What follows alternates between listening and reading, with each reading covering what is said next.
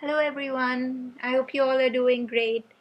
Today I'm going to talk about the GAIN project and what was I working on during this semester and what would I be working on in future. So as we all know that GAIN wants to build an integrated application which would provide a one-stop shop place for researchers or scientists to get access to data from different sources.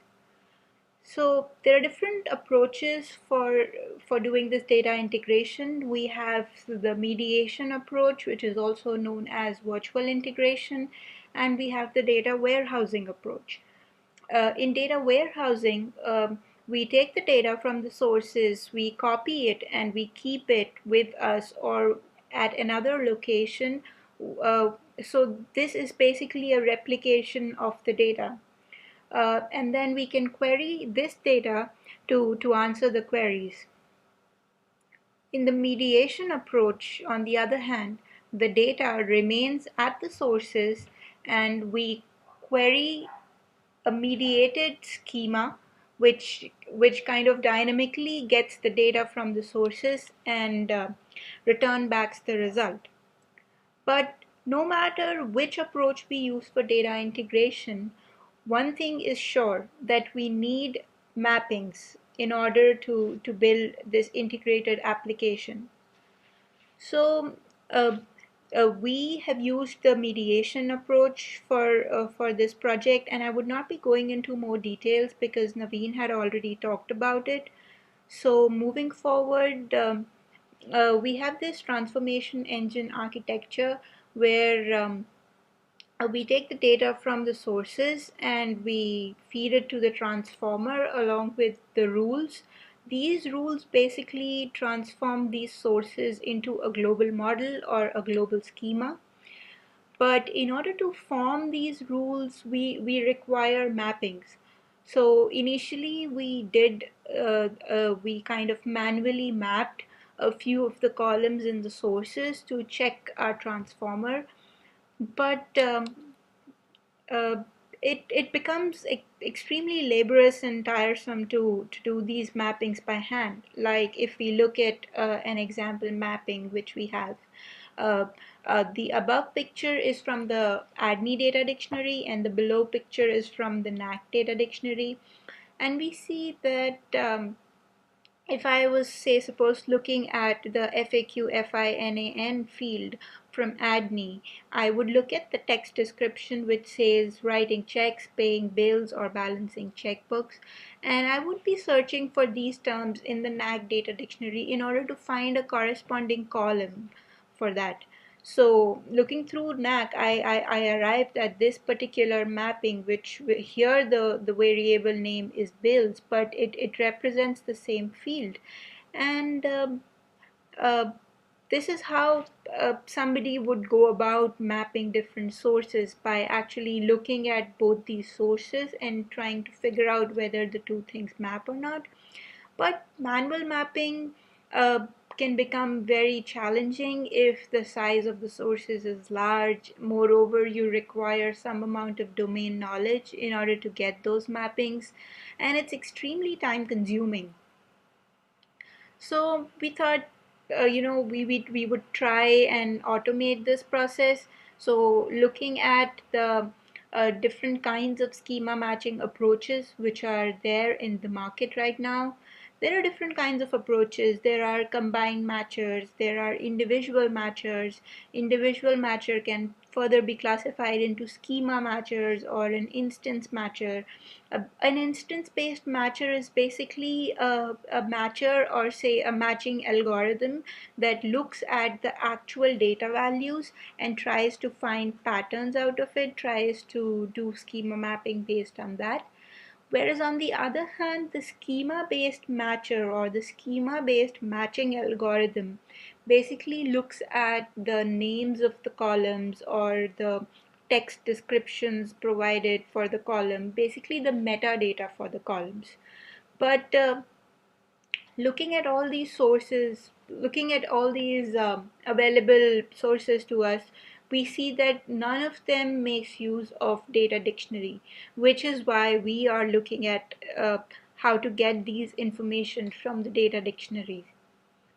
So like I showed you before, if we can somehow extract, the text from the data dictionary, or basically the data type of the field, the length of the field, or what are the allowable codes that are there for the field, we can kind of write some code or an algorithm to give us automatic mappings.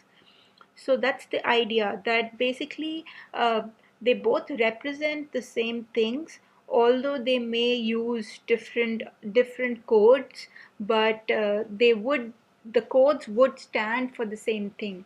So that was the whole idea with which we thought that we would kind of try to automate or semi-automate the schema mapping. And we started to look at the available approaches that are there in the market. And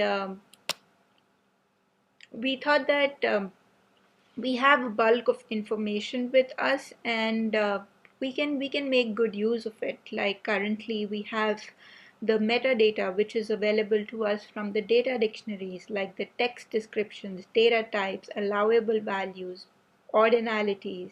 And we also have the actual data from which we can calculate the min and max values, the range values, and we can kind of use this to get better mappings. So in phase one, or the previous semester that I was working on exploring this metadata from the dictionaries, and I applied topic modeling to it to try and give me some mappings.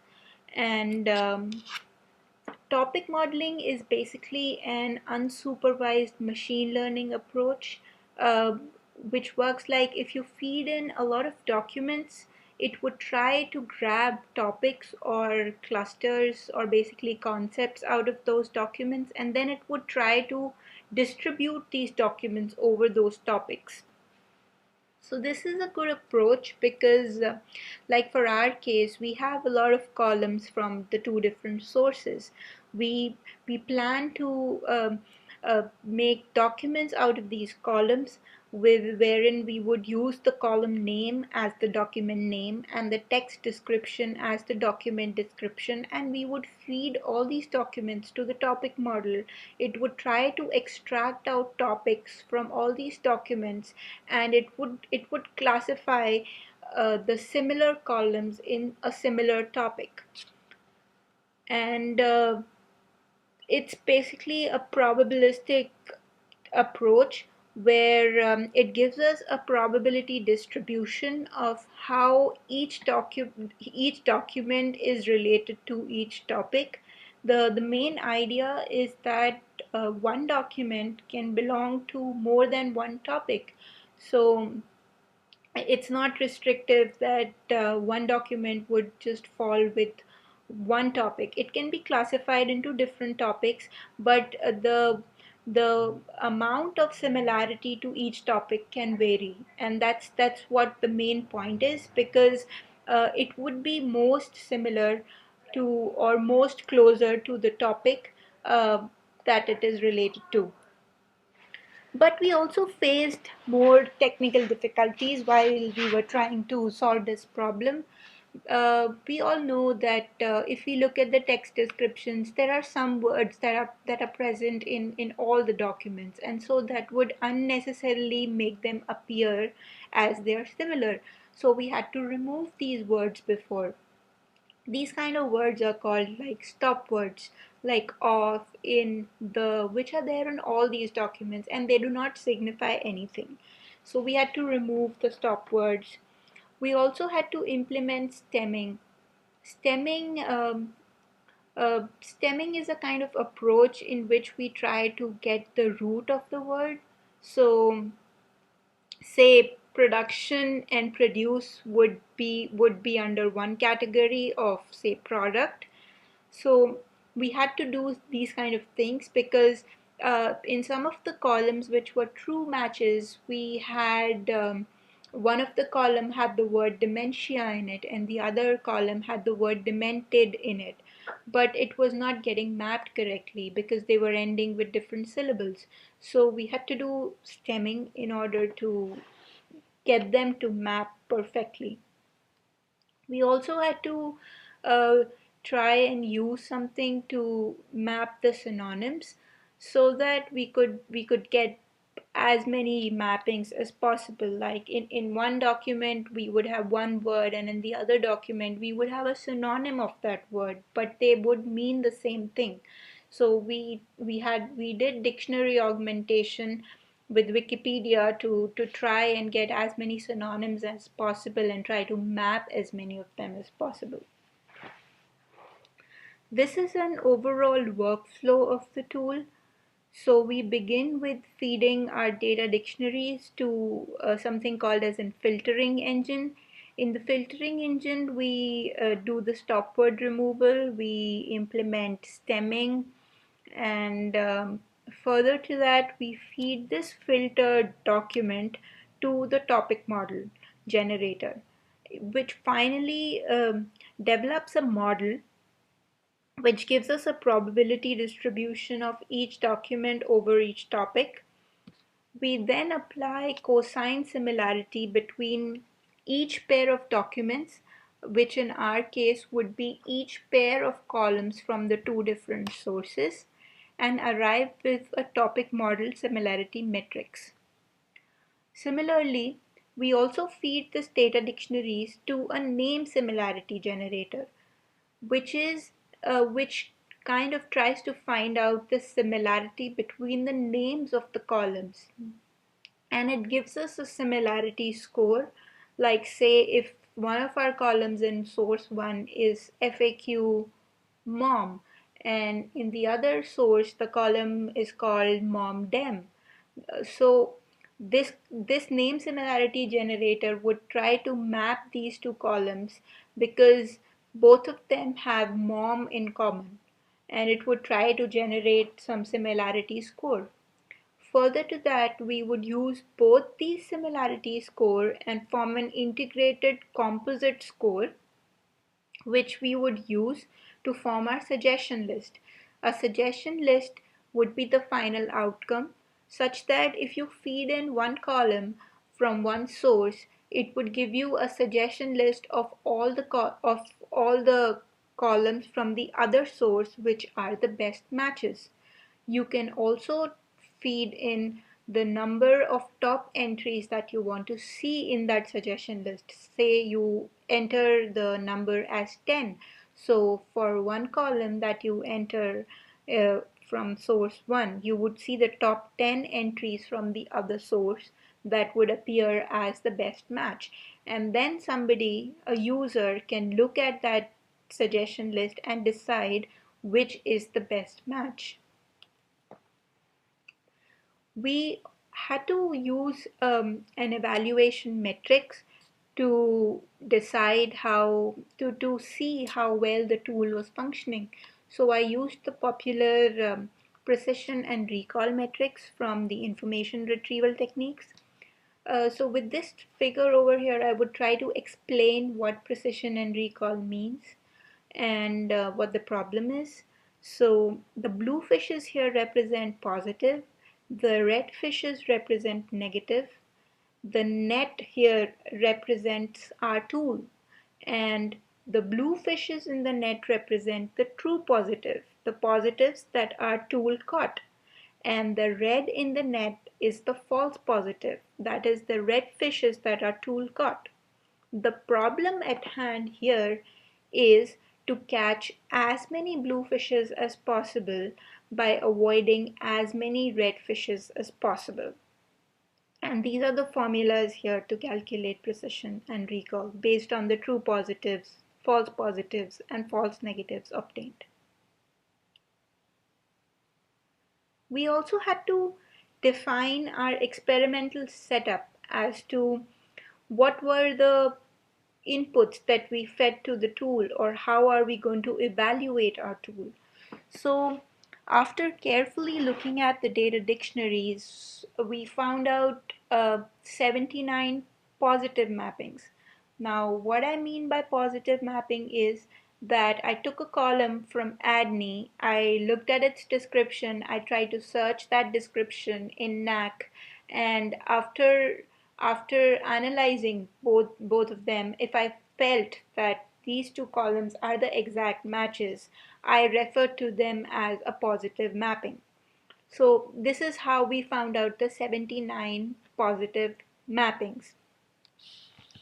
And how our tool is going to use that is that suppose we feed one column from, say, set blue to our tool, and if our tool is able to suggest C21, which is the correct one-to-one mapping for C11, in the top n entries for C11, then we take that as a positive mapping and a true positive that was given by our tool. If, however, our tool is not able to suggest this C21 or the right mapping in the top n entries, we would take that as a false negative.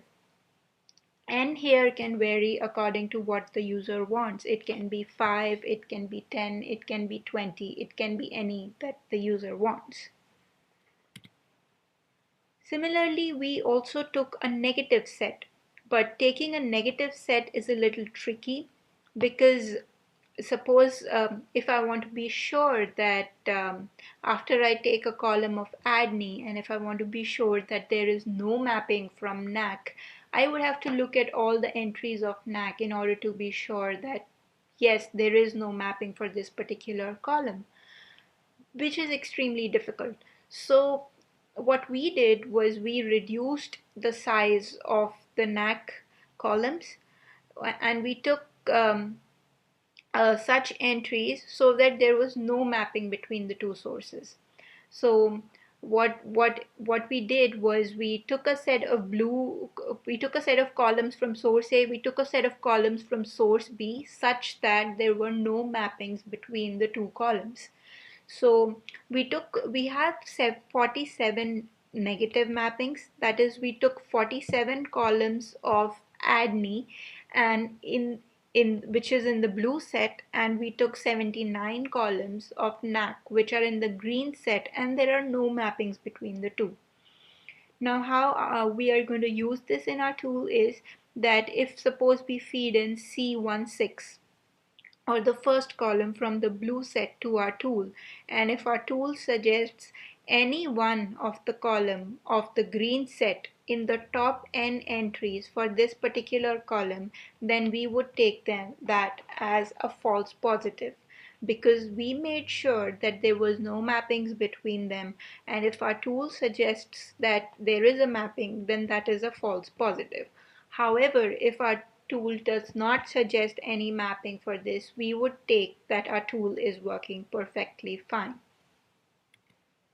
And we would try to find a good value of precision and recall. But precision and recall balancing is a very tricky business because once you increase one, the other decreases, and vice versa. So we had to run a lot of experiments and tried to experiment with different features to arrive at the best value of precision and recall. From now on, moving forward, I would discuss the experiments that we ran and the results that we got. But first, we had these 4 research questions that we were looking at. The first one being, how effective is our approach in suggesting the right mappings? So here is the composite result that I got, and this is the precision recall curve.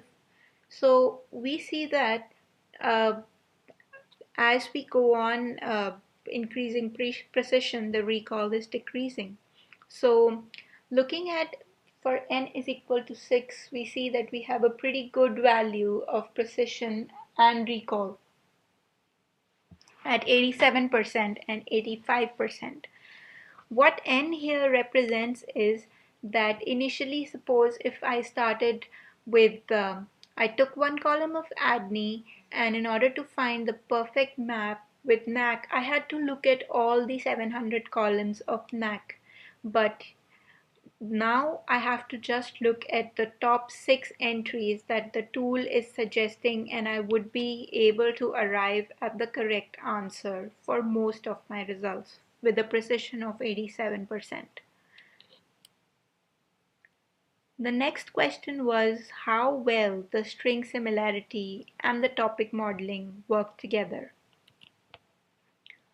So the string similarity technique that I used was called Jaro-Winkler, and we see that if we just use the string similarity metrics, we do not get a good value of precision and recall. And if we just use Jaro-Winkler, if we just use topic modeling, we don't get a good value of recall. So we had to kind of balance out the two and come up with a good weight which was given to each of the metric so that we could arrive with good value of precision and recall. And we can see here in this graph that uh, the weight of zero point 0.5 was pretty good for both of them, and it gave us a good value of precision and recall. The next question was how effective was our techniques to which we used to overcome the challenges. So we see here that the top graph shows the implementation with and without the stopwords removal, and the bottom graph shows the implementation with and without stemming. And we see that there is a significant improvement in both precision and recall when we use the stopword removal and stemming techniques. And this here shows that we were correct. Our implementation was right in using all these techniques to overcome the technical difficulties that we were facing. We also used dictionary augmentation with Wikipedia, but this here is a negative result that we got because Wikipedia, after augmenting with Wikipedia, there was a lot of noise that was added to the text descriptions, and the precision and recall decreased. To overcome this, we plan to implement augmentation with UMLS, which is a great medical dictionary, and we think that it would be good for improving the precision and recall. The last question was how the precision and recall was varying with the different number of topics. So we can see here that if we make the topic model over few topics, then the precision and recall is not very stable. But as we go on increasing the number of topics, it kind of stabilizes, and after that it doesn't really affect precision and recall that much. So all the other experiments were conducted with 1,000 topics, and this here shows that how precision and recall are stabilizing at 1,000 topics. So what is the plan next? So next I plan to use the information about the data types, the allowable codes, the ordinalities of the columns, and also work with the actual data and try to extract the range and min-max values. This would be my work for the summer, and I would also be implementing more supervised and unsupervised machine learning approaches, and I would be doing dictionary augmentation with UMLS and using the actual data. Thank you. Please let me know if you have any questions regarding the presentation, and thank you. Bye.